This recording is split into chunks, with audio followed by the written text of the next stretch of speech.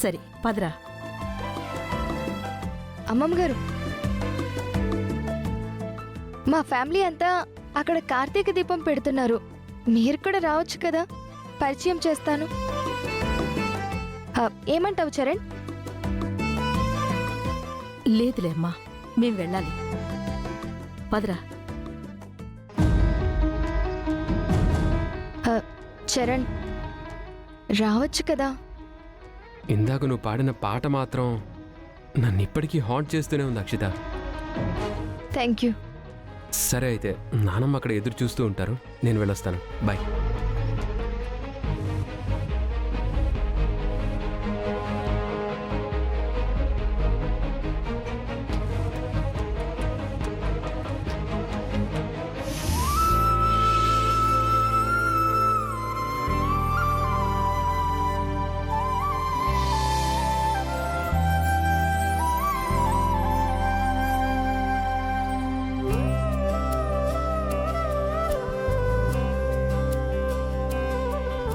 అమ్మాయి ఇంకా రాలేదేంటే? వెళ్ళొకసారి చూసిరా.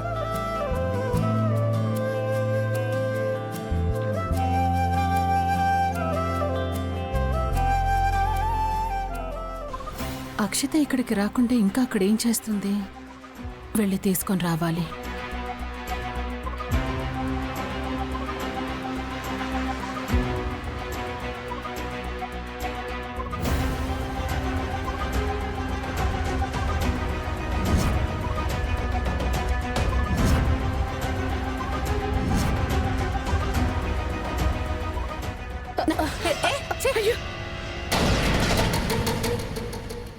కళ్ళు కనపట్లేదా?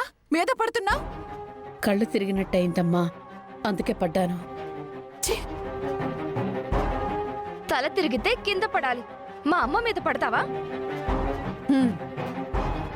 అసలు మాలాంటి డబ్బున్న వాళ్ళు వచ్చే గుడికి మీలాంటి అలగా జనాన్ని అలౌ చేయకూడదు. ఎవరే అలగా జనం?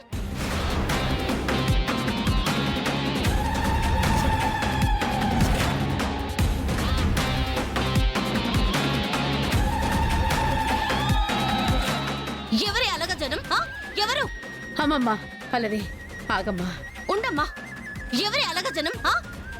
డబ్బుంటే 5 పూటలా తిను, ఇష్టం వచ్చినట్టు మాట్లాడితే పళ్ళు రాళ్ళ కొడతాను.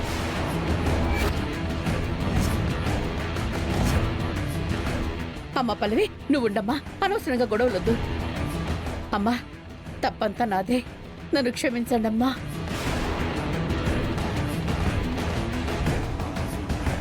నువ్వు రామ్మా. ఏంటమ్మా నువ్వు కూడా? అయ్యో రామ్మా, పద పద.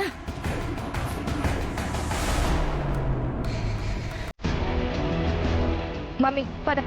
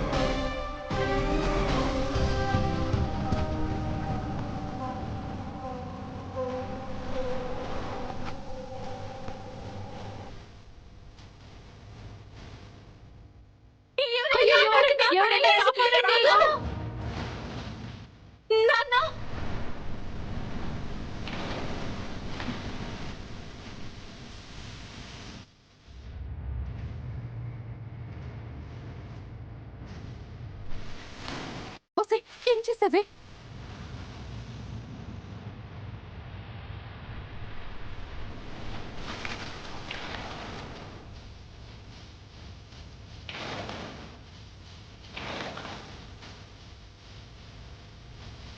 చరణ్ జాగ్రత్త రా.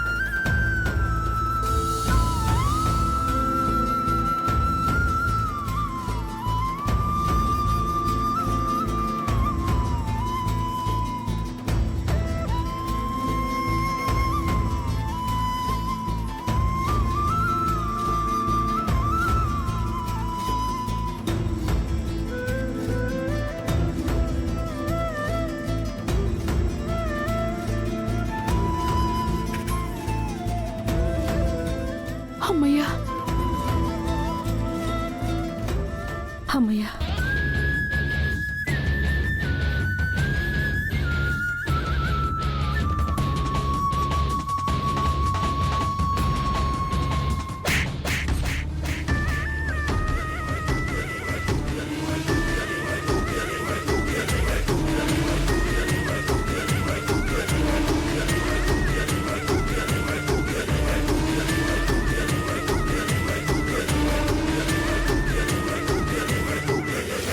బుద్ధి లేదా నీకు? మనిషిని నీళ్ళలోకి తోసేస్తావా?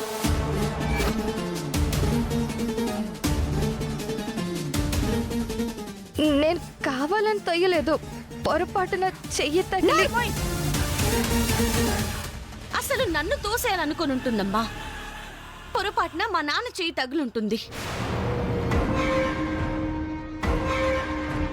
ఆయన చూస్తుంటే చాలా ఆయాసపడుతున్నట్టున్నారు. ఎందుకని మంచిది హాస్పిటల్కి తీసుకెళ్ళండి. మా నాన్నకేమైనా కావాలి, అప్పుడు చెప్తాను నీ సంగతి. పదమ్మా, హాస్పిటల్కి తీసుకెళ్దా. లేవయ్యా, లేవండి నాన్న. నెమ్మదిగా.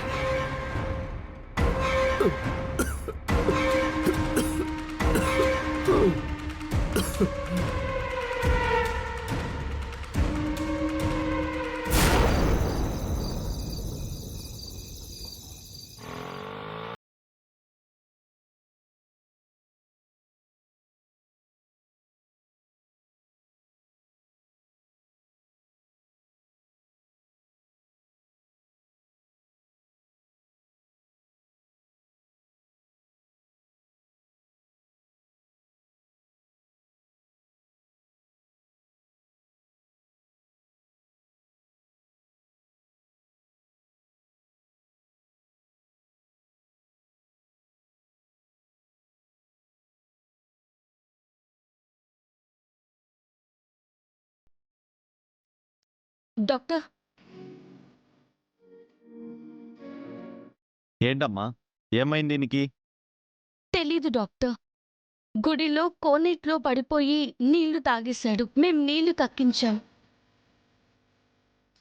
అప్పటి నుంచి ఇలా ఆయాసపడుతున్నాడు. దగ్గు కూడా వస్తుంది. ఈయనకి ఏమైందో కొంచెం చూడండి అయ్యా. కంగారు పడకండి.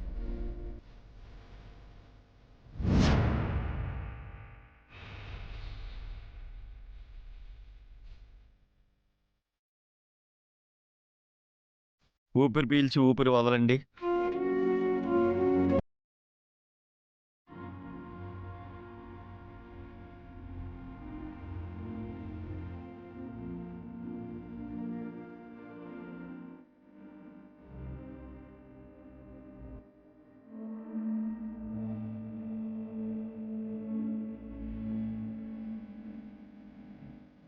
ఏమైంది డాక్టర్?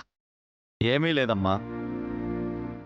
ఇది వరకు మీకు ఇలాగే కంటిన్యూస్గా దగ్గు రావటం, ఆయాసం రావటం లాంటివి ఏమన్నా ఉన్నాయా? ఎప్పుడు కాదు, ఏదైనా పని ఎక్కువై అలసిపోయినప్పుడు మాత్రం. ఇవన్నీ ఎందుకు అడుగుతున్నారు డాక్టర్ గారు? మీరు అనవసరంగా కంగారు పడకండి. దగ్గు ఎందుకు వస్తుందో చూడాలి కదా. ముందు కొన్ని టెస్టులు అవి చెయ్యాలి. ఆ ఇంజెక్షన్ ఎలా ఇవ్వు.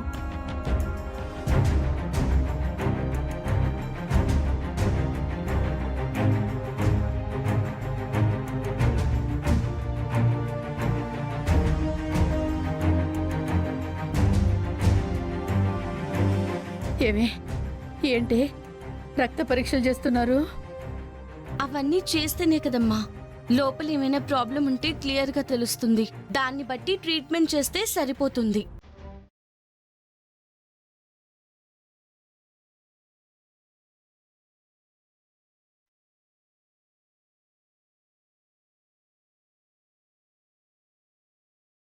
ఈ బ్లడ్ శాంపిల్స్ తీసుకుని వెళ్ళి ల్యాబ్లో ఇచ్చి అర్జెంటుగా రిపోర్ట్స్ కావాలని చెప్పు. అలాగే డాక్టర్.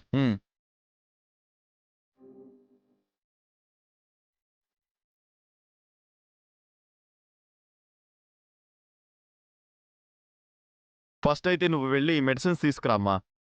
రిపోర్ట్స్ వచ్చిన తర్వాత ప్రాబ్లం ఏంటో తెలుసుకుని ట్రీట్మెంట్ చేస్తాం. అలాగే డాక్టర్.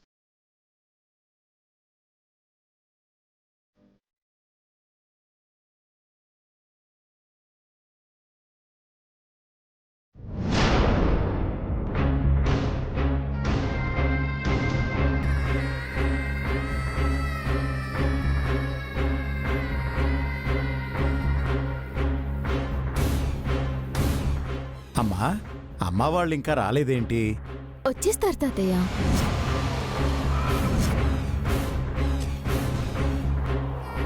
అక్షిత వచ్చేస్తుంది తాతయ్య.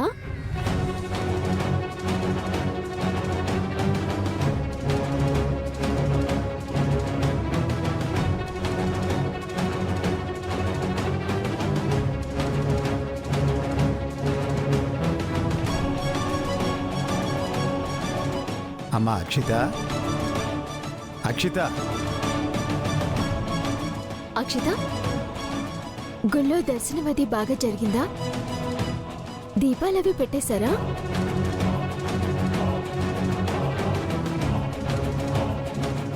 ఏమైందమ్మా అంత కోపంగా ఉన్నావు? ఏం జరుగుతుంది? ఎక్కడికి వెళ్ళినా నాకు నా కూతురికి అవమానాలే కదా. ఇంట్లో వాళ్ళు కూడా పరాయి వాళ్ళలాగా ప్రవర్తిస్తారు మాతోటి.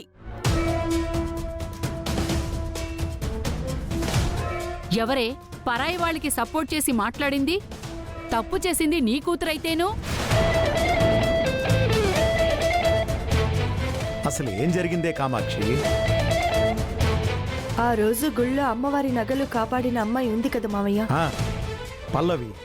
తనకి అక్షితకి మధ్య ఎందుకు గొడవలున్నాయో తెలియదు. అసలు వాళ్ళ మధ్య ఏం జరిగిందో నాకు తెలియదు. కానీ ఇందాక గుడి దగ్గర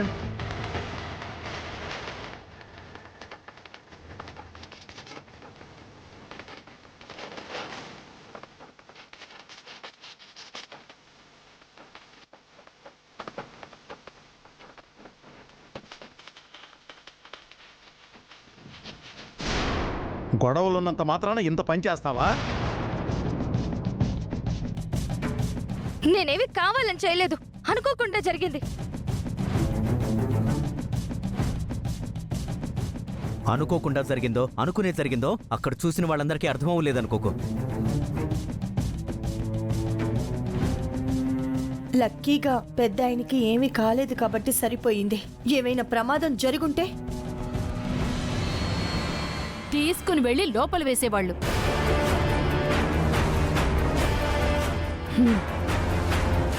అప్పుడు నీ భవిష్యత్ ఏంటి, ఇంటి పరువేమయ్యేది? ఇదే నచ్చట్లేదు మీ దగ్గర. మీకు నేను నా కూతురు చెప్పింది నిజం కాదు, బయట వాళ్ళు చెప్పింది మాత్రం నిజం. మీరు బయట వాళ్ళనే నమ్ముతారు, అంతే కదా?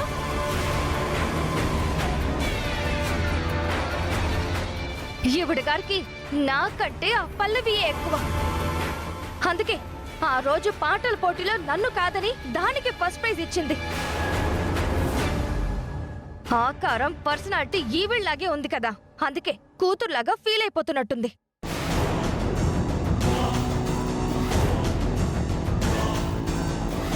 చూడు, మంచి చేస్తే నేను ఎవరినైనా మెచ్చుకుంటాను. తప్పు చేస్తే సొంత కూతురైనా సరే పళ్ళు రాలగొడతాను. పల్లవి నా కూతురు అనుకుని తనకి నేను ఫస్ట్ ప్రైజ్ ఇవ్వలేదు. తనకి టాలెంట్ ఉంది కాబట్టి ఇచ్చాను. ఇప్పుడు కూడా పల్లవికి సపోర్ట్ చేసింది నువ్వు తప్పు చేసావు కాబట్టి. అవును, మేము ఎప్పుడు తప్పులే చేస్తాం. తప్పులు చేసే వాళ్ళతో మీకెందుకు? మమ్మీ, ఈ ఇంట్లో మనకి వాల్యూ లేదు.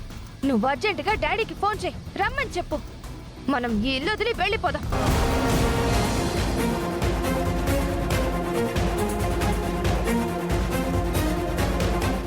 చెప్తుంది కదా నీ కూతురు, ఫోన్ చేయి. ఇంట్లో నుంచి పోతుందంట కదా, పోండి. ఏ బెదిరిస్తున్నారా ఏంటి? కామాక్షి, అత్తయ్య,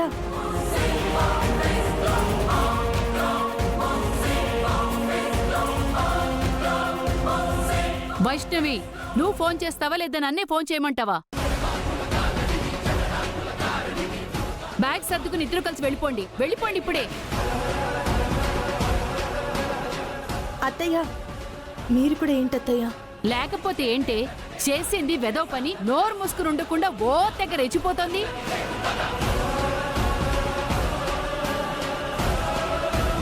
సరేనండి, నా కూతురు చేసింది తప్పే. ఏదో మర్డర్ చేసినట్టు అందరూ కలిసి దాని మీద పడిపోని అవసరం లేదు. నువ్వు పదవే.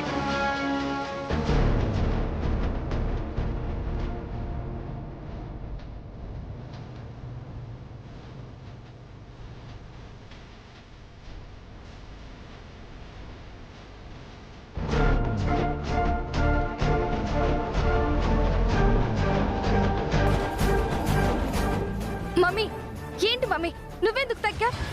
చూడు బేబీ, మనల్ని వేలెత్తి చూపిస్తున్నా ఆ గుండమ్మ తల పడగొట్టడానికే నేను తగ్గాను బేబీ. మీ నాన్నకి ఫోన్ చేస్తున్నావు, వస్తాడు, జరిగిందేంటో కనుక్కుంటాడు. అప్పుడు ఏం జరుగుతుందో తెలుసా? మనిద్దరి చంపలే పగులుతాయి. అవునులే మమ్మీ, డాడీ కూడా వాళ్ళ పార్టీయే కదా. అందుకే తగ్గింది. మెజారిటీ లేని చోట కాలర్ ఎగరేయకూడదు. కాస్త ఓపిక పట్టు బేబీ.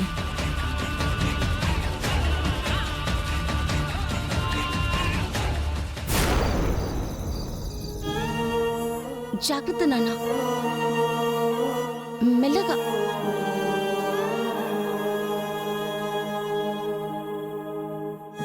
జాగ్రత్త అయ్యా. ఇప్పుడు ఎలా ఉంది నాన్న? నాకేమైందనమ్మా అంత కంగారు పడిపోతున్నావు? ఏం కాలేదు, ఏం కాదు కూడా. అమ్మా, అన్నం తీసుకురా. వద్దమ్మా, నాకేం తినాలనిపించట్లేదు. అమ్మా, నువ్వు తీసుకునిరా.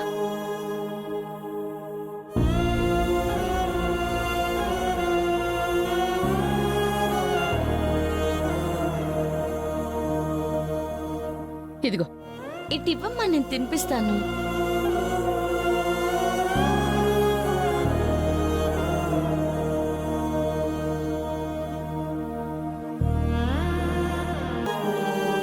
నువ్వు మందులు వేసుకోవాలి కదా, ఏం తినకుండా అలా ఎలా వేసుకుంటావు? అందుకే నా కోసం కొంచెం తిను. ఆకలిగా అనిపించట్లేదమ్మా. తినమని చెప్తున్నాను కదా, తిను.